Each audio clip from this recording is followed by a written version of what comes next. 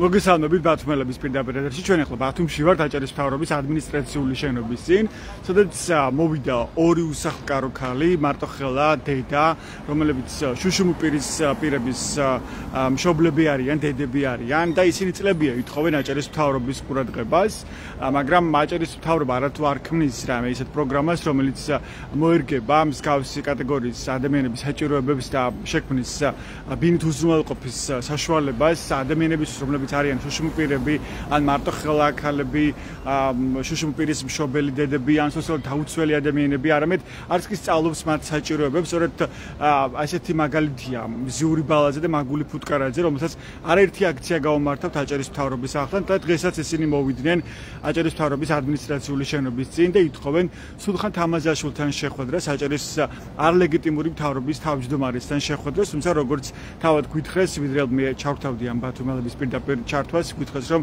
არავინაც არ ხვდება მათ აჭარის მთავრობაში. მოგესალმებით ბათუმელების პირდაპირ ეთერში. თქვენ წლებია ხართ უსახლკარო ადამიანები, ხართ მარტოხელა დედები და ხართ თქვენი შვილები არიან შუშუმპირები. თუმცა ამის მიუხედავად თქვენთვის ვერ მოიძებნა რაიმე პროგრამა ვერც ბათუმის მერიაში, ასევე აჭარის მთავრობას არ შეუქმნია დღემდე არანაირი პროგრამა, რომელიც გაითვალისწინებდა თქვენს საჭიროებებს, ხო?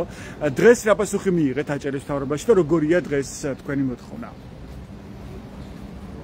მოგესალმებით ბათუმელებოს, მოგესალმებით მთლიან საქართველოს. მე მინდა ჩემი თვალსაჩინო გაგიზიაროთ, არჩევნები ახლოვდება, გააქტიურებული არის მთავრობა. აქედან გამომდინარე პრესის სამსახურები ყველა გაშუქებული არის, რომ ოცნების ქალაქით არიან დაინტერესებული, მხოლოდ იქანე შენდება ბინები. ადამიანები არა მაქვს პრეტენზია ამ მხრივ, მაგრამ ადამიანები, რომლებმაც უკანონოდ დაიკავეს ფართები, აქვან სოფლები. უთრებურად დაიკავეს სახელმწიფო ქორება და შემდეგ მათ აუშენეს კორპუსები, საცხოვრებელი ბინები ბათუმში. მაგას გავაგებოდი იმ ეტაპზე ვიყავი ონკოლოგიაში ახალ ოპერაციები. იმ პერიოდში როცა შევიდნენ ადამიანები ოცნების დასახელებას, როცა შეიქმნა ოცნების ქალაქი, ხო? იქ შეიქმნა ოცნების ქალაქი. შემდეგ ისე წავიდა საქმე, რომ იქანე იყიდებოდა ფართები. მივედი ბატონ რამაზი ჯიჭარაძესთან და ვთხოვე, რომ რომელი თანხა შეიძლება გავცეთ თუ არა, ისე ხო თუ არა და მითხრა არა, ყველას გამოვასახლებდო, მაგრამ ფაქტის სახეზეა, ყველას აკმაყოფილებენ. კარგი ბატონო, ისინი ჩვენებურები არიან, ქონდნენ სოფელის ქალაქის, მაგრამ რეალობას გაუსწორონ თვალი. ადამიანები, ვის მუშაობდით, ველოდებოდით ბინებს, არა 40 წელია. თერთმეტი ოპერაციები ვარ, შესაძლებელი შვილი მყავდა მთელი ჩემი ჯანმრთელობა მას შევალიე. თქვენი შვილი რამდენი წლის არის? 34-ისა. ნუ თვითონ პროგრამები არსებობს, ჩავთვე პროგრამებში, მაგრამ საბოლოოდ შემაჭრიმა ვერ გაართვა თავი. ნუ არ არსებობს ასე ვთქვათ დასაქმების პერსპექტივები. აქედან გამომდინარე, ვითხოთ ბატონ სულხან თამაზაშვილთან შეხვედრას. თქვენ მოითხოვეთ აქამდეც რომ შეხვდროდა სულხან თამაზაშვილი, მაგრამ უარი მიიღეთ. როდესაც ბატონ თორნიკე იყო სისტემატურად ვიყავით, იყო ჩემს მიმართ დარეკვები, რომ აქციაზე არ გამოვსულიყავ, თვითონ რაღაცას გააკეთებდნენ, იყო ასეთი შემთხვევა, ვიღაცა მირეკავდა და ჩემს შვილს მილანძღავდა, როდესაც თქვენ შეძლებიშვილია და თუ დაასაქმეთ, მადლობელი ვიქნები, მეთქი ტელეფონი გამეთიშა. ეს იყო ზეწოლები, მე არავითარ ზეწოლის არ მეშინია, ერთ-ერთ ვარ დაბადებული, ერთ-ერთ გარდავიცვლები, მაგრამ უსამართლობას ვერ უყურებ, რაც ხდება ჩვენს ქვეყანაში.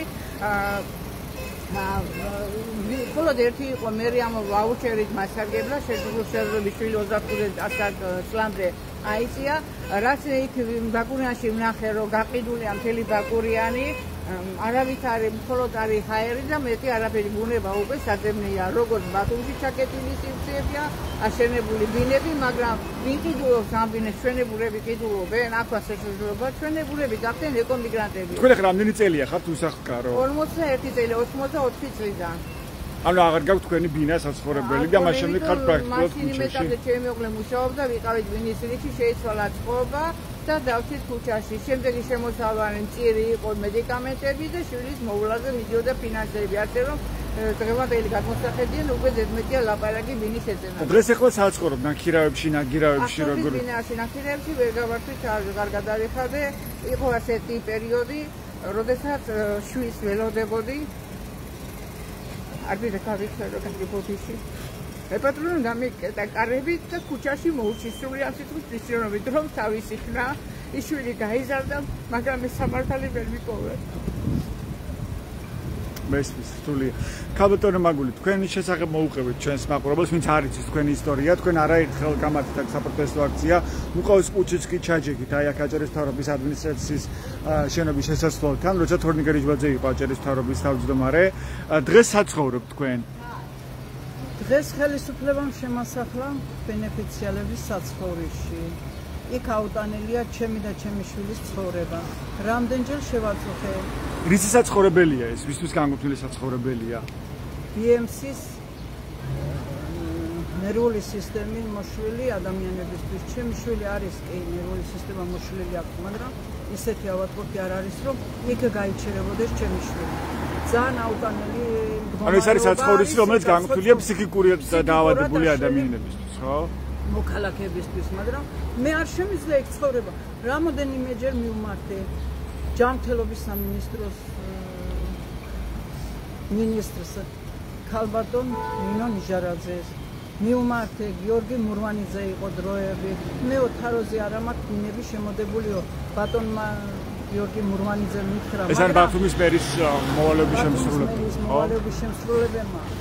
ხო, მაგრამ მეორე დღეს თაროზე კი არ ქონია შემოდებული, სუნდუქში ქონია ჩადებული მისი ნათესავისთვის გადასცა 130 კვადრატი ბინა.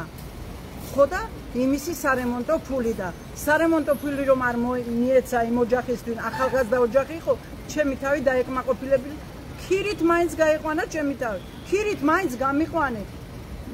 ხელისუფლება სათხარ ქირით გამიყვანე, გიჟებში აღარ შემიძლია მე ცხოვრება, მეტი არ შემიძლია მოვალ აქა, კარავს გავშლი და დავწვევი აქა. რას მეტყვით, რა პასუხს მეტყვით, ნახავ. ხელისუფლება, ბატონო თამაზაშვილო, მომხედე, მე პატრონე, დავჯდები აგერ შენ კარებთან, როგორც დავჯექი რიჟვაძესთან, ეზოში აქა, მუყავოს კარდონში ისე დავჯდები კარავში აქა. და რას მეტყვი, რა პასუხს მეტყვი? უკვე აღარ შემიძლია მე მეტი დიდი ისტორია მაქვს, მაგრამ გადმოცემა აღარ შემიძლია ისეთი ემოციურად. თქვენ განსაზღვრელი ვადით შეგიძლიათ ვიცხოვროთ იმ სახლში, რომელიც ახლა არ შემიძლია, იმიტომ თხოვენ რომ დაცალი აკაურობაო. სად წავიდე, მითხარ, სად წავიდე? სად ვიცხოვრო, ავადმყოფი შვილის ერთად სად ვიცხოვრო? მარტო ხელა დედა და თქვენი შვილი არის შუშუმუპირი, ხო? ჩემი შვილი არის შუშუმუპირი. ეცლობით თქვენ 10 წელი იყავით ემიგრაციაში. ვიყავი ემიგრაციაში. საქართველოში ფეხის დადგმა მენატრებოდა. გადმოვედი აქა შვილი ავად მყავს და სად წავიდე თქვი სადა? ვერ ვიყიდე ბინახო, ვერ მოვასწარი. გამიხდა შვილი ავად. სად წავიდე რა ვქნა? ის მიუმარტო. მითხარით მოქალაქეებო, ვის მიუმარტო, რომ დამეხმარონ და 20 კვადრატი მაინც მომცენ ერთი ოთახი. მეტი არ მინდა 20 კვადრატი მომეცი, თამაზაშვილო მომეცი 20 კვადრატი და გიჟებს მომაჭორე რა იქნება? მესმის თქვენ მძიმე მდგომარეობა. ჯაბა დავამატებდი რომ მიმართა ჩვენ ხელისუფლებას იყო ობიექტური თავიანთი ქვეყნის მოქალაქეების მიმართ ერთი რეგიონის მაცხოვრებლები ვართ და ნუ გააკეთებენ განსხვავება. შეისწავლონ თითოეული მათგანი რეალურად ვის აქვს და ვის არ აქვს და ეშინოდენ ბუნების რისხვისა მიწაზე გავართ, მიწა გვასაზრდებს და მიწა გვინახავს. ეს ბოლო გაითვალისწინოთ. რატომ არ აინტერესებს თქვენ დაკვირვებით ქართული ოცნების ხელისუფლებას იგივე თქვენი პრობლემები, სოციალურად დაუცველი ადამიანების პრობლემები?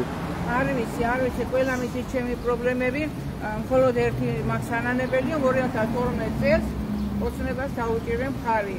ეს იყო ჩემი დანაშაული, ჩემს ნოგთან ამ გადაწყვეტილებას. რა თქმა უნდა, როდის იყო მაძღარი კაცი, სხვისი ფულს გაიმედებდა. არის მარტო კლანები, მისი ნათესავი და მეგობრები. რომ დააკმაყოფილო, მეტი არავინ არ აინტერესებს. განცხადება დავწერე, დამირეკე ეს კანცელარიაში თამაზაშვილთან მაქვს დაწერილი განცხადება, პირადად მინდა შეხვედრა. იმემ დამირეკა აგერ ერთი თვის უკან. ველოდები რომ როდის შეხვედრა მექნება. არანაირი პასუხი არ მიგიღია. პასუხი არ მომსვლია. მერიაში მიმართე რომ ოცნების ქალაქში რო აკმაყოფილებ, ეს ვის პრივილეგიებში შედის. მითხრეს რომ აჭარის მთავრობა ჩვენ პრივილეგიებში არ შედის. აჭარის მთავრობა პრივილეგიებში არ შედის. ბათუმის მერია ვის ექვემდებარება. ნუ რა სტატუსით ცხოვრობ, ვინ ვარ, რა ვარ, ვეღარ ხვდები როგორც უნდა ისე საუბრობენ. არა ვარ იმენად გონებაში რომ გებიო, ვერ ხედავდეთ რეალობა რა ხდება დღეს.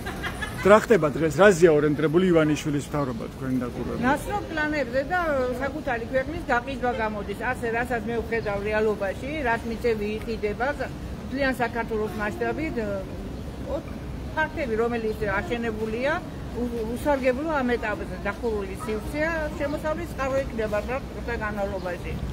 ის რომ ქვეყანამ ეხა შეიცვალა კურსი რუსეთისკენ და ჩაიკეტა გზა, უცნაურ ჩაკეტა გზა ევროპისკენ, ამას როგორ აფასებთ თქვენ? რას მოუტანს ეს ჩვენს ქვეყანას და ჩვენი ცხოვრება როგორ შეიცვალა თქვენ რას ფიქრობთ? მოდი ასე შემოვისახოთ, ჩვენი დრო სულ სხვა ხედვა იყო და ახალგაზრდობის მომავალი კიდევ სულ სხვა ხედვა.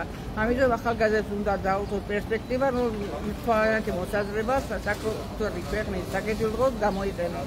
თქვენ რას ფიქრობთ, რა არის ამ ქვეყნისთვის უკეთესი? ევროპისკენ მიმავალი გზის ჩაკეტვა რა არის ჩვენ ქვეყნისთვის? რა უკეთესი ჩაკეტვა? მე ტურისტები ყავს და უნდა ჩაიკეტოთ, ესეც რაღაცა მიუღებელია. კაბადარ მაგული თქვენ რას თქვენ? საითკენ მიდის ახლა ქვეყანა თქვენ? ოქსფორდისკენ მიდის ქვეყანა. ჩვენთვის არაფერი წარმატება არა. სოციალურად დაუცველია უსახკარო ხალხისთვის. არაფერი არა, კლანები არიან, მარტო ერთეულები რომ ცათაბჯენები და всё, მაგენი ცხოვრობენ ამ ქვეყანაზე. მეტი არაფერი და დამსვენებლები შემოდიან და გულაობენ. მე უნდა ვიყო ჩაკეტილი ჩემ შვილთან ერთად ფსიქიატრულ საცხოვრისში. მხოლოდ ერთ დავზენი ბატონო ჯაბა, მხოლოდ აჭარაში არის ერთადერთი პიროვნება ჯანჯახისთვის ნინონი ჯარაში, რომელიც გვერდით ვიდგას, არ შემიძლია რომ მე ეს არ გავაჟღერო, რომელსაც ესმის ჩემი ენა, ჩემი ოჯახი, ჩემი ტკივილი. მაგრამ მერიაში, რომელიც განაცხადის შეტანილია და როდესაც სოციალური სპრივ აკეთებენ პიარს, რომ მოწყობილ კატეგორიებზე არის დახმარება, ახალი წლის მერე უკვე შემოდგომა დადგა და ერთად დახმარება ჩემიდან ჩათვლით ბევრი არ გაცემულა. ნუ აკეთებენ პიარს, ნუ შემოიფარგლებენ სრულ დაპირებები. რეალობა საკეთია. თუმცა აჭარის მთავრობას რა თქმა უნდა შეუძლია რომ შეიმუშაოს პროგრამა, რომელიც გაითვალისწინებს და დააკმაყოფილებს იმ კატეგორიის ადამიანებს, როგორიც თქვენ ხართ, ხო? ანუ სოციალურად დაუცველი ადამიანები, მარტოხევალდედები, შიშმუპირის მშობლები, ამ ოჯახში ძალადობის მსხვერპლი ადამიანები ასევე, ხო? რომელიც გვინახავს არაერთ აქციაზე და არაერთი ასეთი ადამიანი, ვისთან ერთადაც თქვენ მართავდით საპროტესტო აქციებს და არანაირი პროგრამა ამ დრომდე შემუშავებული არ არის, როგორც აჭარის მთავრობაში, ასევე ბათუმის მერიაში, რომელიც იქნებოდა მორგებული თქვენ საჭიროებებზე. მაგალითად, ჩემი შვილის შესაძლებლობებისა მე იმდენი გავაკეთე, რომ ის დამოუკიდებელი მეტწილად გახდა, მაგრამ თავი ვერ გაართვა.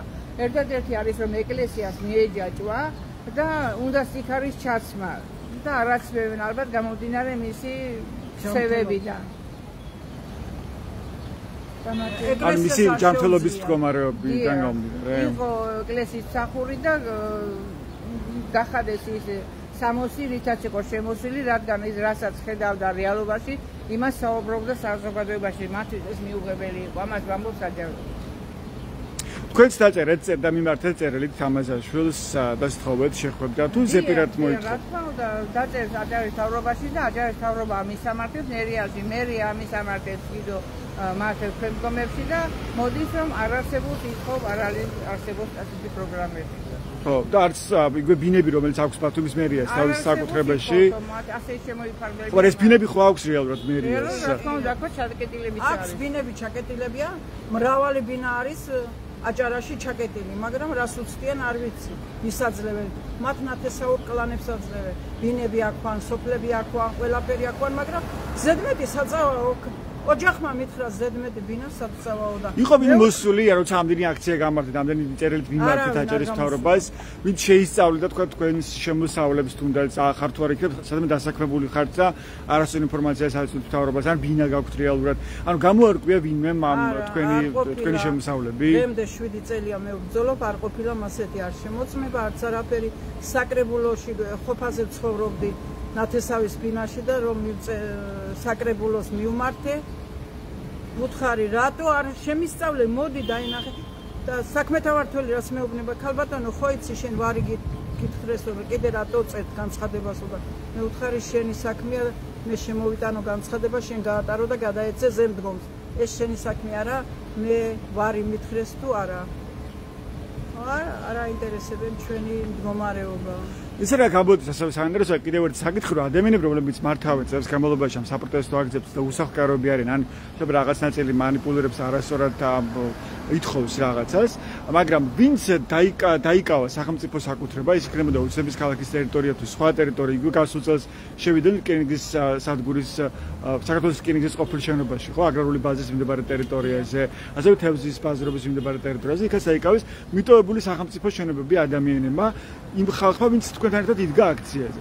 ისინი ამ დრომდე ჩერდებიან ამ შენობაში და მათ მიმართ არ აქვს რაღაც კონკრეტული პოლიტიკა, არ ეხება შეიძლება ასე ითქვას, ოცნების მთავრობა ამ ადამიანებს და ამ ოჯახებს.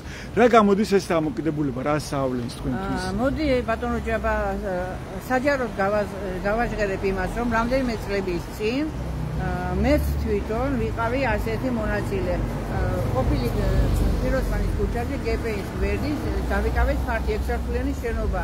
2 წელი ვიყავი სასამართლოში დაკარგა მოთხოვნები ყველაფერი, მაგრამ შენობას ნეს ავარებით დააგერეს. მერიამ მხოლოდ გამოყო მანქანები, რომ ავეჯი გადაეტანეთ და რის მამინდა 76 ოჯახიდან 2 ვიყავით უსახლკარო.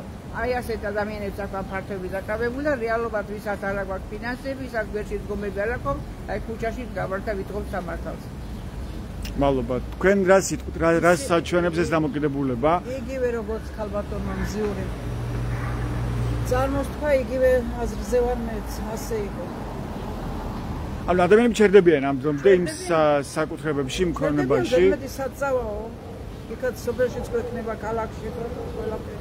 ხო, მაგრამ ერთია რომ ამასაც არავინ არ არკვევს შეიძლება ვის აქვს საკუთრება, მაგრამ მეორეა რომ ადამიანები როგორც ძალით იკავებენ, ანუ იჭრებიან სახელმწიფო საკუთრებაში, ისინი რჩებიან შემდეგ ამ სახელმწიფო საკუთრებაში, ხო? ძალით შევიჭერი მე ხელვეჩაურის სამხედრო დასახლებაში და რამაზი ჯინჭარაძეებს სამჯერ მოვიდა და რო არ გამოვედი გარეთ, მე ვთხარ ქუჩაში საწავედი ავატყოფიშვილი, გამოუშვა სპეცნაზმი და 6 კაცმა ერთ ხალხს მომკიდეს ხელი და გამომიყვანის. სპეცნაზმით ჩამომიყვანის ქუჩაში და გამაგდეს წნევიანი ქალი კინაღა მოვიდა. იქ რამდენი იყავით შეჭრილი ერთად? ვიყავით 1-30 კაცი, მაგრამ ყველამ რაღაცა მიწას გაგიფორმებთ, ამას ვიზამთ, იმას ვიზამთ და გამოვიდნენ ზოგი ხოლმე. ანუ 30-ვე გამოიყვანეს იმ შენობიდან. ხო და 2 ადამიანი, 2 ოჯახი ვიყავით, რომ სპეცნაზმით გამოგვიყვანეს. რო არ გამოვიდოდით, გამოგვიყვანეს სპეცნაზმით. სადა უკვე მე-3 წელი მიდის და არაფერი ჩვენ დახმარება არა. ქუჩაში ვარ ჩაყვანილი. ქუჩაში ვარ დარჩენილი. იქიდანაც გამოვა, მე აღარ შემიძლია.